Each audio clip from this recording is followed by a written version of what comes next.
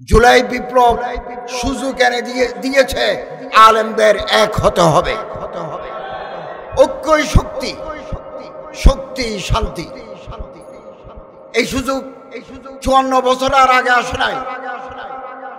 এখানে কোনো মিথ্যা মামলা নাই, এখানে কোনো খুন গুম আয়নাগর নাই। আমরা একজন মানুষকে গুম করি নাই, আমরা ক্রস ফায়ার দিয়ে কিলিং আউটসাইড দি জুডিশিয়ারি আমরা করি নাই। আমরা স্বচ্ছতার সাথে রাষ্ট্র পরিচালনা করেছি। এটা এক বিশাল সুযোগ এনে দিয়েছে আলেম ওলামা যারা আদর্শকে পছন্দ করে, তারা একসাথে আসার একটা বিশাল সুযোগ আগামী দিনে তৈরি হয়েছে। এই সুযোগ যদি হাতছাড়া হয়ে যায়, আগামী 50 বছর আপনাদের পস্তাতে হবে। ত্যাগ স্বীকার করুন। এই ঐক্য পাকিস্তান হওয়ার পরে 1947 সনের পরে আলেম ওলামারা এক হয়েছেন 56 সনে। 52 দফা বিভিন্ন মতাদর্শের আলেম, বিভিন্ন মাকাতেবে ফিকির, ডিফারেন্ট স্কুল অফ থটের ওলামায়ে কেরাম 22 দফা 22 নাকাত 22 ডিমান্ড করে আলেমরা একটা ফর্মুলা দিয়েছিলেন। 56 সনের শাসনতন্ত্র রচিত হয়েছে। জাক ইস্কান্দার মির্জার কারণে, পাকিস্তানের সামরিক বাহিনীর কারণে সেটা সফল হয় নাই, কিন্তু আলেমরা এক হয়েছিল। এখনো ভারতের যখন কোনো বিপদ আসে, সব শ্রেণীর আলেম এক প্ল্যাটফর্মে আসে। এক জেহেতি কনফারেন্স হয়, দেওবনে হয়, হায়দ্রাবাদে হয়, রামপুরায় হয়, সব জায়গায় হয়। বাংলাদেশের আলেমদেরকে শিক্ষা নিতে হবে। একলা চলো নীতি আমাদের, আমরা কাঙ্ক্ষিত পথে কাঙ্ক্ষিত মঞ্জিলে পৌঁছতে পারবো না। ঐক্যবদ্ধ শক্তি নিয়ে আমাদের পৌঁছতে হবে।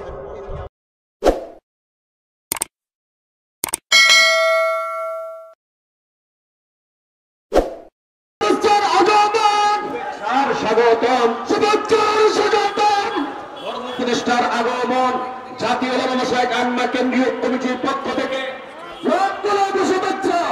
মেহমান হাজিরিন, ইতিমধ্যে আমাদের মাঝে তাশরীফ রেখেছেন জাতীয় ওলামা মাশায়েখ আম্মা পরিষদের মহতারাম সহ সভাপতি, অন্তর্বর্তীকালীন সরকারের মাননীয় ধর্ম উপদেষ্টা প্রখ্যাত আলেমদ্বীন হযরত আজকে বাংলাদেশের ইতিহাসে একটা ঐতিহাসিক দিন।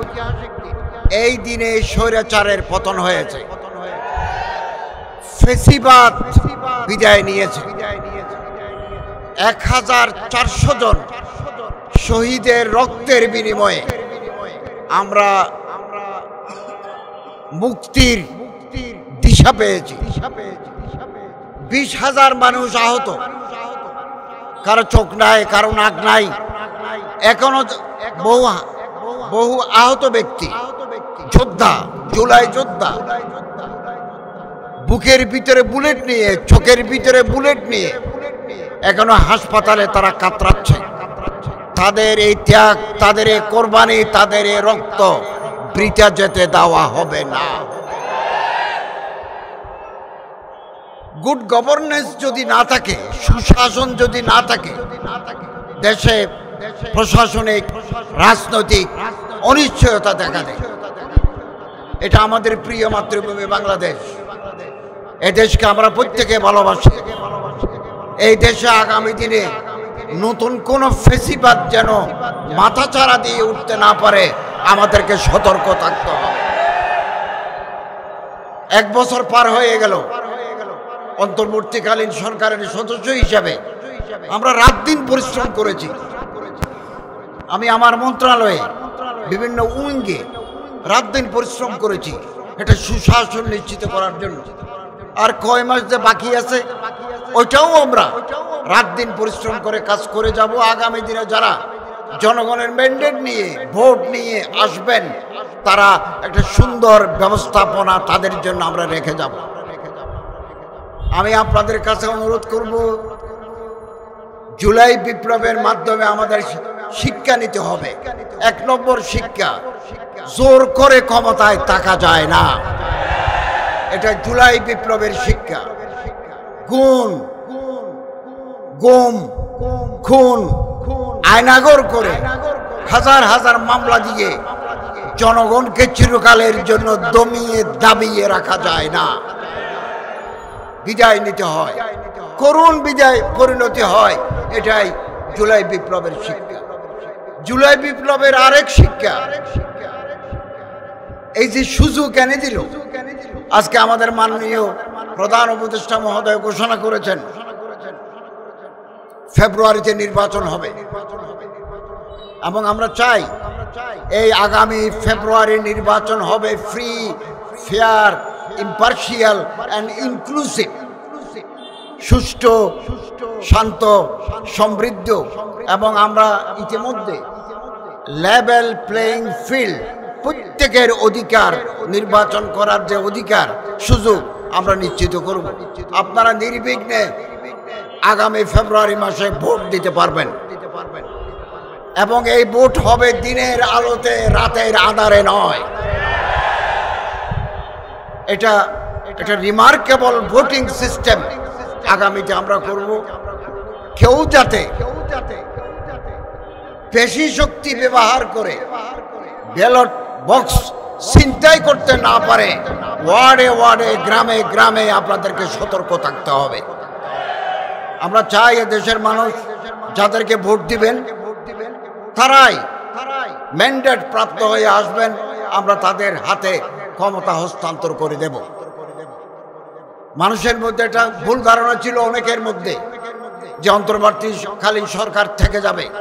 আমরা প্রথম দিন থেকে প্রস্তুত ছিলাম যে একটা পরিবেশ, সাধারণত বিপ্লবের পরে আমাদের অর্থনীতি ছিল ভঙ্গুর। ব্যাংকের ৮০ ভাগ টাকা লুটেরা শক্তি লুট করে নিয়ে গেছে। 80% টাকা ইন্স্যুরেন্সের টাকা নাই। ব্যাংকগুলো তারল্য সংকটে, ব্যাংকগুলো মুমূর্ষ অবস্থা। আমরা যখন গত বছর ৮ই জুলাই, ৮ই আগস্ট দায়িত্ব নিই, তখন ব্যাংকের রিজার্ভ ছিল $20 বিলিয়ন। এই এক বছরের ভিতরে আমরা $31 বিলিয়ন রিজার্ভে মজুদ রেখেছি, এবং একটা সাউন্ড ইকোনমিক সিস্টেম আমরা দিয়ে যাচ্ছি। আইন শৃঙ্খলা পরিস্থিতি আমরা চেষ্টা করেছি। 16-17 বছরের জঞ্জাল এক বছরে পরিষ্কার করা যায় না। একটা বিশেষ দল নিজেদের লোক ঢুকে দিচ্ছে সব জায়গায়। তারা প্রজাতন্ত্রের কর্মকর্তা কর্মচারী হয়ে গেছে, অন্য মানুষ আসতে পারে নাই। এগুলো পরিষ্কার করতে সময় লাগবে। আমরা আশাবাদী আগামী দিনে যারা আসবেন তারা জনগণের পালস অনুধাবন করে দেশকে উন্নতির পথে এগিয়ে নিয়ে যাবেন। আমি আপনাদের কাছে আহ্বান জানাবো, জুলাই বিপ্লব সুযোগ এনে দিয়েছে আলেমদের এক হতে হবে। ঐক্যই শক্তি, শক্তি শান্তি। এই সুযোগ 54 বছর আর আগে আসে নাই। এখানে কোনো মিথ্যা মামলা নাই, এখানে কোনো খুন, গুম, আয়নাগর নাই। আমরা একজন মানুষকে গুম করি নাই। আমরা ক্রস ফায়ার দিয়ে কিলিং আউটসাইড দি জুডিশিয়ারি আমরা করি নাই। আমরা স্বচ্ছতার সাথে রাষ্ট্র পরিচালনা করেছি।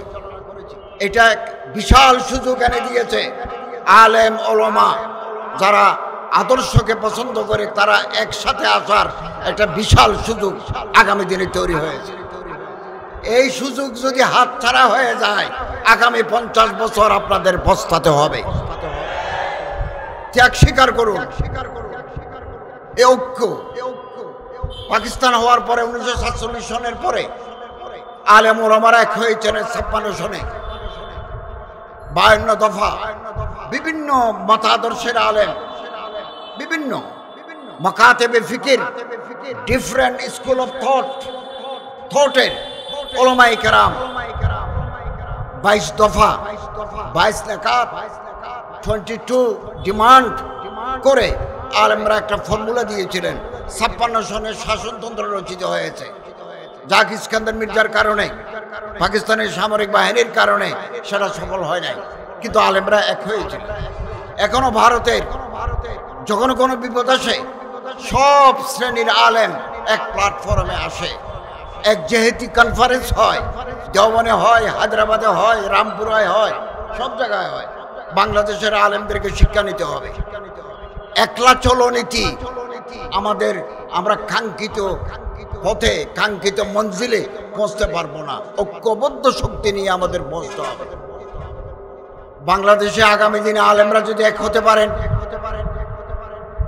আমরা যারা হাম ফিকির, হাম মতলব, হাম মশরফ, হাম দিল, হাম খেয়াল, একই চিন্তা চেতনার মানুষরা যদি আমরা এক জায়গায় মিলিত হতে পারি, নতুন প্রবাদ সূচিত হবে, নতুন ইতিহাস রচিত হবে আগামী দিনে।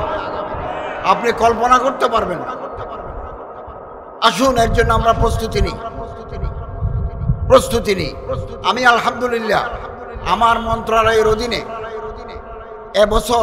গেল বছর আমরা একটা নির্বিঘ্ন, স্বচ্ছন্দ, কনভেনিয়েন্ট একটা হজ জাতিকে উপহার দিয়েছি। 8 কোটি 20 লক্ষ টাকা হাজিদেরকে ফেরত দিয়েছি। এবং আমাদের মন্ত্রণালয়ের 24 টিম মসজিদ নীতিমালা, মসজিদ পরিচালনা নীতিমালা, এটা 2006 সালে ছিল। আরেকটা আমরা কাজ শুরু করেছি, প্রায় শেষ পর্যায়ে। আমরা বড় বড় আলেম, ইমাম, বিভিন্ন সংগঠনের নেতৃবৃন্দকে ডাকবো, তাদের সাথে মত বিনিময় করে আমরা একটা গ্যাজেট তৈরি করে দেব। কোনো ইমামকে, কোনো মসজিদের মুতওয়াল্লি তুমি চলে যাও, আজ থেকে তোমার চাকরি নাই, একথা বলে বিদায় করে দিতে পারবে না। আত্মপক্ষ সমর্থনের সুযোগ দিতে হবে ইমাম সাহেবকে। তার বিরুদ্ধে কোনো অভিযোগ থাকলে এটা কমিটি গঠন করে দিবেন, ওনার আত্মপক্ষ সমর্থনের সুযোগ দিতে হবে। এরপরেই ইমাম সাহেব আমাদের এই নীতিমালার আলোকে তিনি কোর্টে বিচার চাইতে পারবেন। এবং যে সমস্ত মসজিদের আর্থিক অবস্থা ভালো, আমরা নীতিমালায় লিখে দিয়েছি ওনাকে একটা ভালো বেতন দিতে হবে। 2015 সালের স্কেল অনুযায়ী বেতন দিতে হবে। এবং ওনার জন্য থাকার, ওনার বিবি বাচ্চা নিয়ে মসজিদের কম্পাউন্ডে থাকার ব্যবস্থা করতে হবে। এবং ওনাকে 2 ঈদে 2টা বোনাস দেওয়ার, আর্থিক যদি অবস্থা ভালো থাকে দিতে হবে। এরকম নীতিমালা আমরা করে যাচ্ছি। আমরা মনে করি বাংলাদেশের ইতিহাসে এটা মাইল ফলক হয়ে থাকবে। ওখানে যে ক্লজগুলো আছে, বিধিগুলো আছে, এগুলো আমরা ওলামাই কেরামদের সাথে, আইমে মাসাজিদের সাথে, ওলামা মশায়েখ আইমে পরিষদের সাথে, ওই শানে সাহাবা ইমাম পরিষদের, শানে সাহাবা আইমা পরিষদের সাথে বসে, আরও যে সমস্ত সংগঠন আছে ওনাদের নেতৃবৃন্দের সাথে বসে আমরা এটা ফাইনাল করে গেজেট হিসাবে প্রকাশ করব। ওয়াকফ প্রশাসনকে আমি নতুনভাবে সাজিয়েছি, খুব ভালো একজন অ্যাডমিনিস্ট্রেটর দিয়েছি। আমাদের হাজার হাজার ওয়াকফের জমি বেহাত, যুগ যুগ ধরে রাজনৈতিক নেতা, রাজনৈতিক কর্মীরা খেয়ে ফেলেছে। আমি এগুলো উদ্ধারের কার্যক্রম শুরু করেছি। নওগাঁয় 52 বিঘা জমি ইতিমধ্যে আমরা উদ্ধার করে নিয়ে এসেছি, আরও কিছু উদ্ধার করব। এরপর আমি যাচ্ছি কিশোরগঞ্জ, ব্রাহ্মণবাড়িয়া, সিলেট, সুনামগঞ্জ, চট্টগ্রাম। ওখানে যে সমস্ত ওয়াকফের জমি দুর্বৃত্তরা দখল করে নিয়েছে, এগুলো উদ্ধার করে আবার ওয়াকফের কাছে ফেরত আসার জন্য আমরা কার্যক্রম হাতে নিয়েছি। আপনাদের সহযোগিতা করা দরকার। জনগণের কাছে আমাদের যেতে হবে, আপনাদের যেতে হবে। জনগণ প্রার্থী নির্বাচন করতে ভুল করে না। একটা কথা মনে রাখবেন, আমাদের ওয়াজ শুনে, আমাদের পানি পড়া নেয়, আমাদের কাছ থেকে তাবিজ নেয়, কিন্তু ভোট অনেক সময় আমাদের দিতে চায় না। কেন দিতে চায় না? আমাদেরকে পাবলিক ওরিয়েন্টেড, জনসম্পৃক্ততা থাকতে হবে। জনগণের সুখ, জনগণের দুঃখ, জনগণের আশা, জনগণের আকাঙ্ক্ষার সাথে আমাদের একাত্ম ঘোষণা করতে হবে। এখনো হাতে সময় আছে। আসুন আমরা পাবলিকের সাথে মিশে যাই। এদেশের কৃষক, এদেশের শ্রমিক, এদেশের জেলে, এদেশের তাঁতি, এদেশের রিক্সা চালক, এদেশের দিন মজুর খেত মজুরের সাথে আমাদের বন্ধুত্ব করতে হবে, তাহলে আমরা এদেশের চেহারা পাল্টাতে পারব। একজন আলেমকে মন্ত্রী বানাই, দুইজন আলেমকে পার্লামেন্টে পাঠাই, এই দেশে আদর্শিক রাষ্ট্র করা সম্ভব নয়। বিপুল সংখ্যক পার্লামেন্টে মেম্বার লাগবে। 5-10 জন আলেম যদি মন্ত্রী পরিষদে থাকে, তাহলে যে কোনো ডিসিশন হবে কোরআন এবং হাদিস ভিত্তিক। একজন দুজন পাঠিয়ে কিছু হবে না, ওনার আশেপাশে তো লোক নাই। আমি সব সময় বলি, আলেমদের মধ্যে একটা গ্রুপ থাকা দরকার, যারা স্পেশালাইজড আলেম, ভালো মুফতি, ভালো মুহাদ্দিস, ভালো মুতাকাল্লিম, ভালো মুফাসসির, ভালো বক্তা, ভালো লেখক, ভালো অনুবাদক, ভালো পার্লামেন্টারিয়ান, ভালো সংসদ সদস্য আমরা যদি পাঠাতে পারি, চেহারা পাল্টে যাবে। সচিবালয়ের ভিতরে কয়জন আলেম সচিব আছে? আমার যখন একজন এডিশনাল সেক্রেটারি লাগে, একজন জয়েন্ট সেক্রেটারি লাগে, একজন ডিএস লাগে, ডিপটি সেক্রেটারি লাগে, ডানে বামে সামনে পিছনে কেউ নাই। ওই বিগত 16-17 বছরে যারা রিক্রুট, তারাই তো। আমি মানুষ পাবো কই? আমাদের মানুষ তৈরি করতে হবে। আগামী দিনে রাষ্ট্র পরিচালনার জন্য নতুন সচিব, নতুন ডিসি, নতুন ইউনো হওয়ার জন্য আপনারা তৈরি থাকুন। কেবল জিন্দাবাদ দিলে হবে না, গরম গরম বক্তৃতা করলে হবে না, পরিকল্পনা মাফিক এগিয়ে আসতে হবে, যাতে বাংলাদেশ একটা আদর্শিক রাষ্ট্রে পরিণত হতে পারে। এবং আমরা সবসময় লক্ষ্য করেছি, বাংলাদেশে ধর্মকে নিয়ে কটূক্তি করা, ব্যঙ্গোক্তি করা একটা ফ্যাশনে পরিণত হয়েছে। কিছুদিন পর পর তারা মাথা ছাড়া দিয়ে ওঠে। আলহামদুলিল্লাহ, দেশের তৌহিদি জনতা এই কটূক্তির বিরুদ্ধে সব সময় প্রতিবাদ মুখর হয়েছে। বাংলাদেশে আইন আছে, যে কোনো ধর্মের বিরুদ্ধে, ধর্মীয় নেতার বিরুদ্ধে কোনো আপত্তিকর মন্তব্য, কোনো কটূক্তি যদি করে, তাহলে বিদ্যমান আইনে তার সাজা হবে। আমাদের দেশে কিছু লোক ফেসবুকে এগুলো লিখে ধর্মীয় উন্মাদনা তৈরি করার জন্য। আমাদের সচেতন থাকতে হবে। বাংলাদেশ আবহমান কাল ধরে সাম্প্রদায়িক সম্প্রীতির দেশ। এখানে পূজা এবং ঈদ, রোজা একসাথে চলেছে এই দেশে। মুসলমানরা মসজিদে যায়, হিন্দুরা মন্দিরে যায়, বৌদ্ধরা পেগোড়ায় যায়, খ্রিস্টানরা চার্চে যায়। কোনো ধরনের কোনো সংঘাত নাই। বিদেশ থেকে বহু লোক, বহু সাংবাদিক, বহু এজেন্সি, গভর্নমেন্টের লোকেরা আমার সাথে কথা বলেছে। আমি তাদেরকে 100% নিশ্চয়তার সাথে বলেছি, আমাদের এই দেশে প্রতিটি নাগরিকের ধর্ম পালনের অধিকার আছে। যে ধর্ম হোক, ধর্ম পালনের অধিকার আছে। আমি জেলখানায় কোরআন শরীফ যেমন দেব, হাদিস শরীফ যেমন দেব, ওজিফা যেমন দেব, সাহাবায়ে কেরামদের জীবনী যেমন দেব, সিরাতে রাসূল যেমন দেব। ঢাকার কেন্দ্রীয় কারাগারে 200 জন সনাতন ধর্মের বন্দী আছে, তাদের জন্য তাদের ধর্মীয় কিতাব দেব। অতএব যারা বাইরে বসে বলে বাংলাদেশে সংখ্যালঘুদের ধর্ম চর্চায় বাধা দেওয়া হচ্ছে, একথা 100% মিথ্যা, অসত্য, উদ্দেশ্য প্রণোদিত।